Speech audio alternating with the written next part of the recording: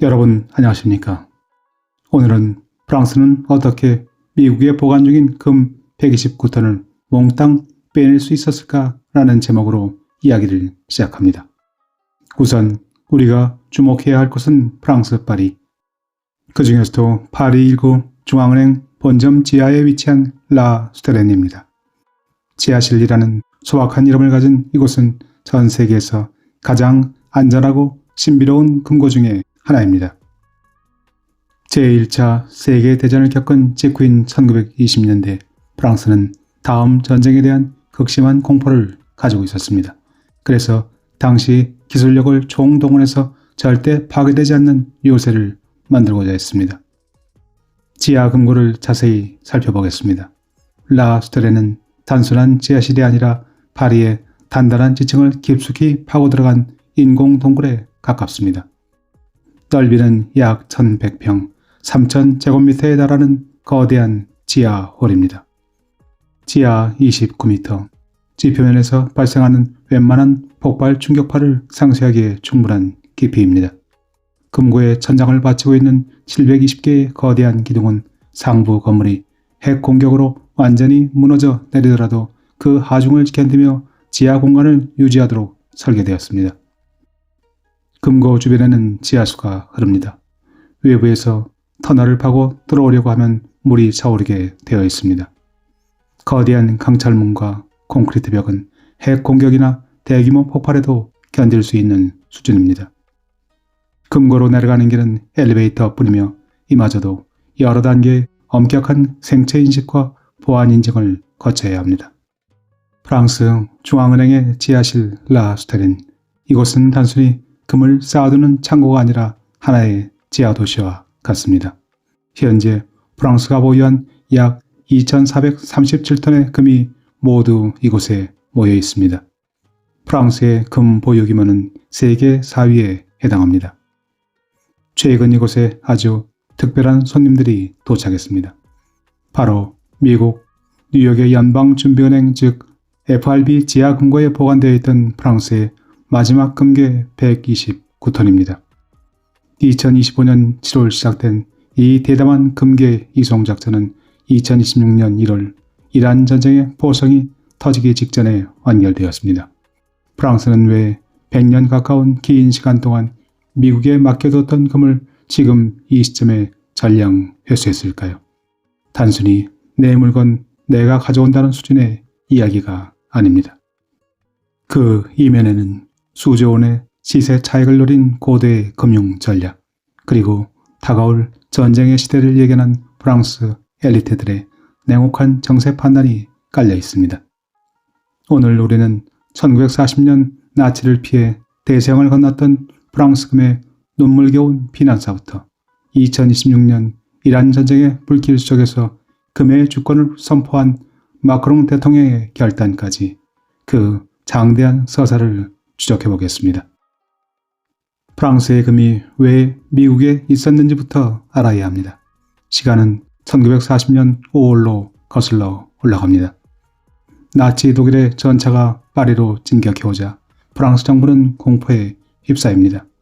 히틀러에게 국고를 통째로 넘겨줄 수는 없다. 당시 라 수테렌 금고에는 약 2500톤의 금이 있었습니다. 프랑스 중앙은행 직원들과 군인들은 잠도 자지 않고 금괴 상자를 날랐습니다.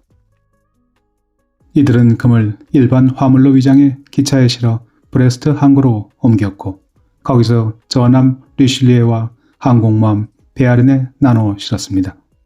이것은 인류 역사상 가장 성공적인 국가 자산 구출 작전이었습니다. 독일군이 파리에 입성해 금고문을 부쉈을 때 그들이 발견한 것은 텅 빈 바닥뿐이었습니다. 당시 프랑스의 금은 캐나다 할리팩스, 서아프리카의 다카르, 그리고 미국 뉴욕으로 흩어졌습니다. 특히 할리팩스는 당시 영연방의 요새였습니다.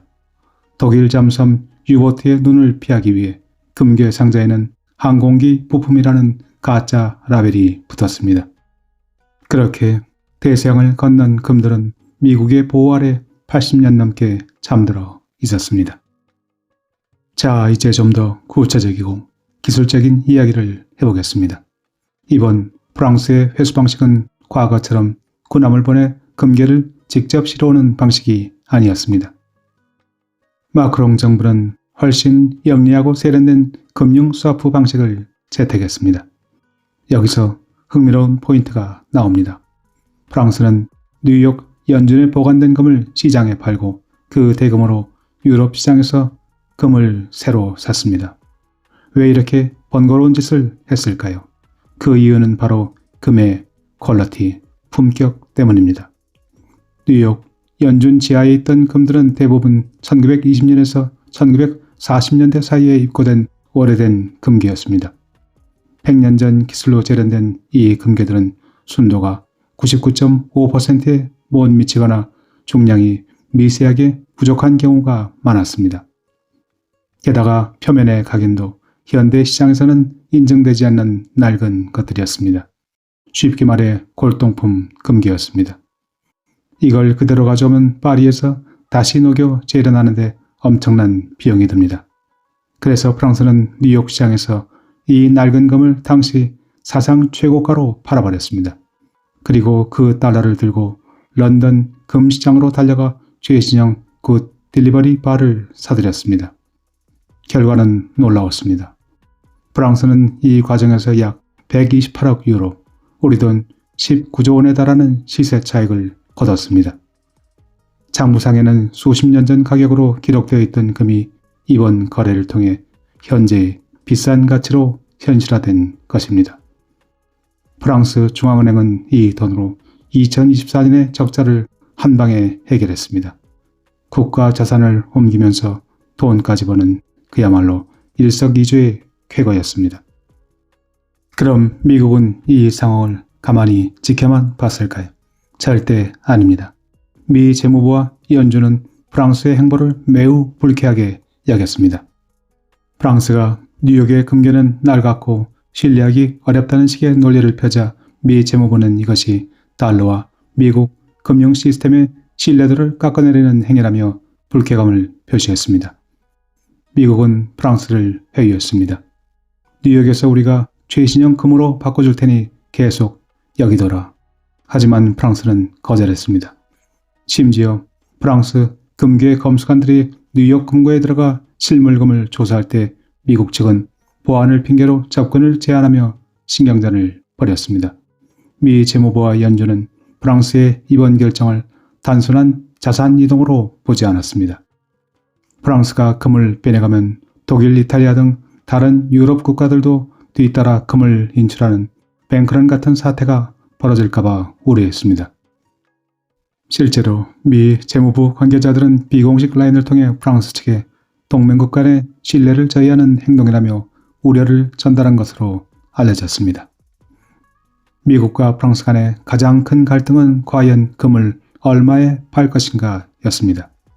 프랑스는 뉴욕 연준에 보관된 금을 현 시세로 장부상 매각하고 대금을 즉시 인도하기를 원했습니다.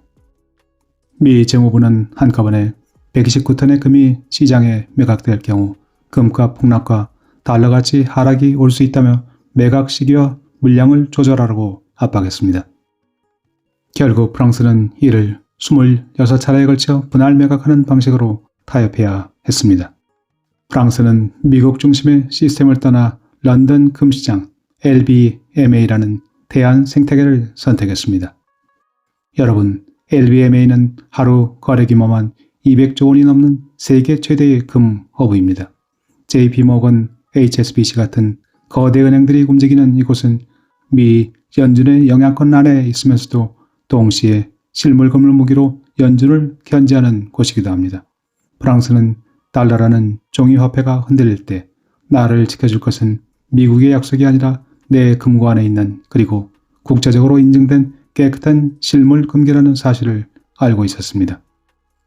프랑스가 26차례에 걸쳐 분할 매각을 진행하며 미국의 방해 공작을 피해 금을 빼온 과정은 그 자체로 한편의 첩보 영화였습니다. 잠시 세계 각국에서 금을 안전자산으로 보고 있는 이유를 설명합니다. 첫째, 각국 중앙은행들의 금 쇼핑입니다. 과거에는 개인 투자자들이 금값을 움직였다면 이제는 중앙은행들이 큰손입니다. 러시아, 우크라이나 전쟁 이후 전 세계 중앙은행들은 달러는 동결할 수 있지만 내 금고의 금은 누구도 손대지 못한다는 것을 깨달았습니다. 중국, 인도, 터키뿐만 아니라 이제 프랑스 같은 서구권 국가들까지 실물금의 보유를 늘리거나 확고히 하면서 금값의 하한선이 매우 높아졌습니다. 둘째는 지정학적 리스크입니다. 이란, 이스라엘 분쟁 등 중동 정세의 불안은 단기적인 이슈가 아니라 에너지 패권과 종교적 갈등이 얽힌 중장기적 리스크입니다. 전쟁의 공포가 상존하는 시대에 금은 가장 완벽한 보험입니다. 이번 프랑스의 금 회수는 미국이 더 이상 전 세계의 경찰 역할을 하지 못할 수도 있다는 불안감을 반영하기에 지정학적 위기가 고조될 때마다 금값은 급속하게 상승할 가능성이 커집니다. 세 번째는 실질금리 하락과 인플레이션 해지입니다. 중장기적으로 미국의 막대한 부채와 이자 부담은 결국 금리 인하나 화폐 가치 하락으로 이어질 가능성이 높습니다. 달러가 흔들릴수록 가치가 보존되는 유일한 자산은 금입니다. 특히 프랑스가 이번에 금을 팔아 128억 유로의 수익을 낸 것은 역설적으로 금은 가만히 있었지만 결국 종이화폐의 가치가 떨어지니 금이 이겼다는 사실을 증명해버린 셈입니다. 이제 가장 소름 돋는 지점을 짚어보겠습니다. 바로 타이밍입니다. 프랑스가 미국에서 마지막 금괴를 인출해 파리 라 수테렌 금고에 안착시킨 시점이 금년 1월입니다. 그리고 불과 한 달 뒤인 2월 28일 이란 전쟁이 터졌습니다. 호르무즈 해협이 봉쇄되고 국제 유가가 폭등하자 금값은 온스당 5,000달러를 넘보며 수직 상승했습니다. 프랑스는 전쟁이 터지기 직전 금값이 폭등하기 시작하는 바로 그 지점에서 모든 작업을 끝냈습니다. 만약 전쟁 중에 금을 옮기려 했다면 물류마비와 금융 제재 때문에 시도조차 못했을 겁니다. 프랑스의 정보력은 세계 최고 수준입니다. 그들은 미국과 이란의 갈등이 임계점에 도달했음을 미리 읽었습니다. 전쟁이 터지면 미국은 동맹국들에게 강도 높은 금융 지원이나 자산 동결을 요구할 수 있습니다. 프랑스는 그 압박에서 벗어나기 위해 인질이었던 금을 미리 빼온 것입니다. 이제 프랑스는 당당하게 중동 문제에 목소리를 높입니다. 내 금고에 2,400톤의 금이 꽉 차 있는데 미국의 달러 제재가 무서울 리 있겠습니까? 이것이 바로 프랑스가 보여준 전략적 자율성의 실체입니다. 여러분, 오늘 우리는 프랑스의 금 귀환 작전을 통해 국제정치의 냉혹한 현실을 보았습니다. 세계 4위의 금 보유국 프랑스는 이제 미국이라는 거대한 그늘에서 벗어나 자신의 심장부에 최후의 보루를 구축했습니다. 그러면 여기서 프랑스의 정보 수집 및 세계 정세 판단 능력의 핵심 강점 3가지를 정리해 보겠습니다. 첫째는 독자적인 정보 자산입니다. 프랑스는 미국 중심의 정보 동맹인 파이브 아이즈에 속해 있지 않습니다. 역설적으로 이 점이 프랑스를 더욱 객관적으로 만듭니다. 프랑스 대외안보국 DGSE는 아프리카와 중동 지역의 전 세계에서 가장 촘촘한 휴민트망을 보유하고 있습니다. 미국의 정보에만 의존하지 않고 자신들의 눈으로 직접 현장을 살펴봅니다. 프랑스는 늘 미국과 다른 목소리를 내며 적대국과도 대화 채널을 유지합니다.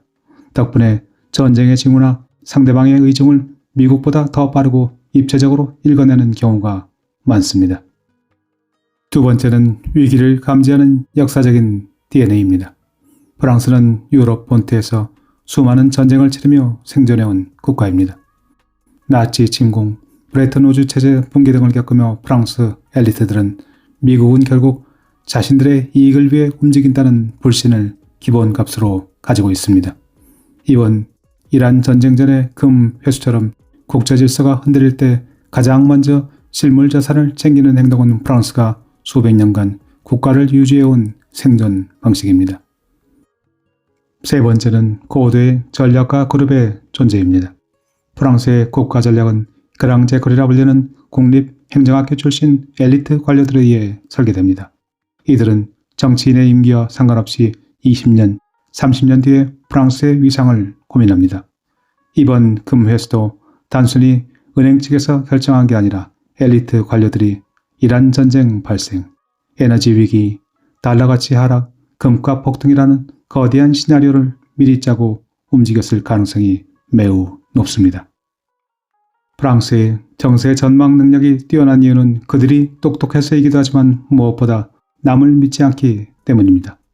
미국이 안전하다고 할 때 가장 먼저 탈출구를 찾는 프랑스의 행보는 우리에게 동맹은 믿되 자산은 내가 쥐고 있어야 한다는 냉정한 국제정치의 진실을 일깨워줍니다. 결국 이번 금 회수는 프랑스가 전 세계에 보낸 무언의 메시지입니다. 반면 우리 한국은 어떻습니까? 우리는 104톤의 금을 가지고 있지만 그중 단 1g도 국내에 없습니다. 전량 런던의 영란은행에 맡겨져 있습니다. 우리나라의 금 보유 상황은 프랑스의 이번 사례와 비교해 볼 때 상당히 흥미로운 대조를 이룹니다. 2026년 현재 한국은행이 보유한 금은 총 104.4톤입니다. 한국은행은 2013년 이후 금을 단 1g도 추가 매입하지 않았습니다. 전 세계 중앙은행들이 금을 사모으는 트렌드 속에서도 한국의 보유량은 요지부동입니다. 세계 순위는 2013년 32위에서 2026년은 39위로 계속 밀려나고 있습니다. 전체 외환 보유액 중에서 금이 차지하는 비중은 약 1 내지 3% 내외입니다. 프랑스의 67%, 미국의 70%에 비하면 턱없이 낮습니다. 가장 놀라운 사실은 한국은행이 보유한 금 104.4톤 전량이 해외에 보관되어 있다는 사실입니다. 과거에는 뉴욕 연준과 스위스, UBS 등에도 분산 보관했으나 1990년대 이후 효율적인 거래를 위해 영국의 뱅크 오브 잉글랜드로 모든 물량을 집결시켰습니다. 현재 공식적으로 한국은행이 미 연준에 보관 중인 물량은 제로에 가깝습니다. 모든 금은 런던 금시장 LBMA의 중심지인 영란은행 지하 금고에 있습니다. 그러면 우리는 왜 금을 가져오지 않을까? 프랑스나 독일처럼 금을 국내로 가져오라는 요구가 한국에서도 가끔 나오지만 한국은행은 다음과 같은 이유로 런던 보관을 고수합니다.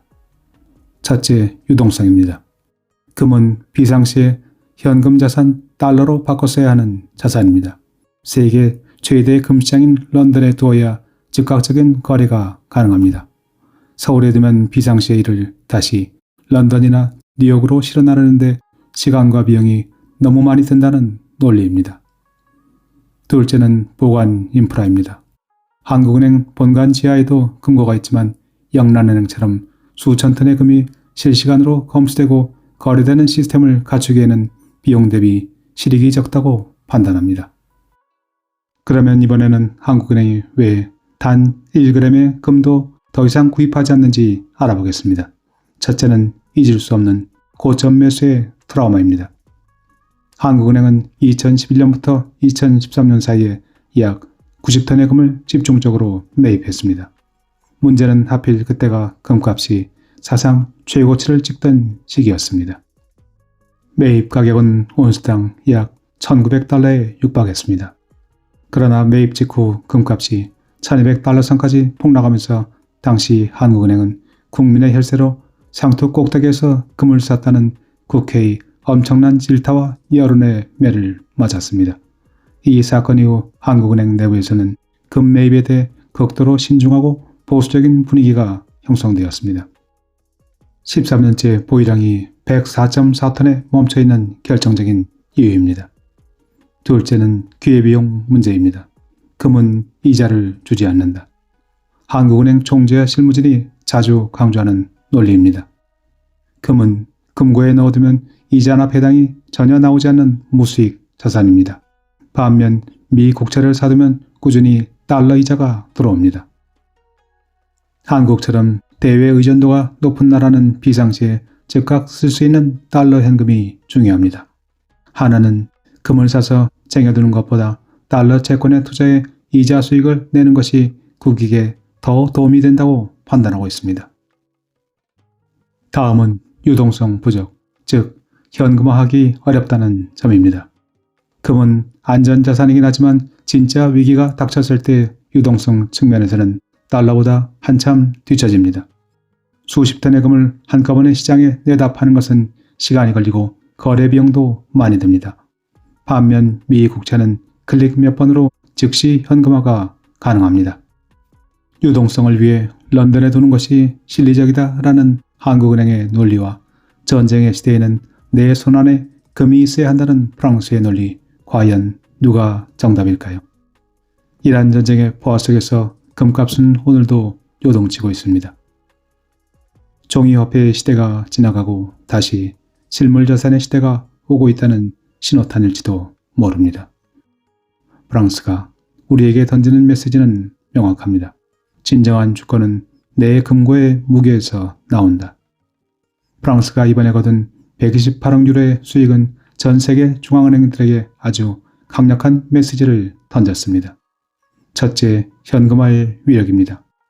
장부상 낮은 가격으로 기록됐던 금을 최신 시세로 현실화했을 때 국가 부채를 해결할 정도의 막대한 재원이 된다는 것을 증명했습니다. 다음은 보관의 주권입니다. 미 연준 FRB가 안전하게 지켜줄 것이라는 믿음보다 전쟁이나 경제 제재 시 내 손안에 있는 금이 진짜 힘이다라는 인식이 독일과 이탈리아 등으로 번지고 있습니다. 세 번째는 실물 자산의 귀환입니다. 달러, 유로 등 종이화폐에 대한 의존도를 낮추고 실물 자산 비중을 높이는 포트폴리오 리밸런싱이 국가 차원에서 일어나고 있습니다. 프랑스가 미 금고에서 마지막 금괴를 꺼냈을 때 세상은 기술적인 현대화라며 대수롭지 않게 넘겼습니다. 하지만 한 달 뒤 이란 전쟁이 터지자 모두가 깨달았습니다. 프랑스는 이미 전쟁의 불길이 달러 시스템을 덮치기 전 자신들의 보물을 안전한 파리지아 금고로 대피시킨 것이었습니다. 과연 어느 쪽이 긴 안목에서 정답이 될 것인지 참으로 예측하기 어려운 일입니다. 구독자 여러분은 프랑스의 이번 선택을 어떻게 보시나요? 그리고 한국은 또 어떤 선택을 해야 할까요? 오늘 함께 해주신 모든 분들께 감사드립니다. 제이슨의 월드 노트였습니다.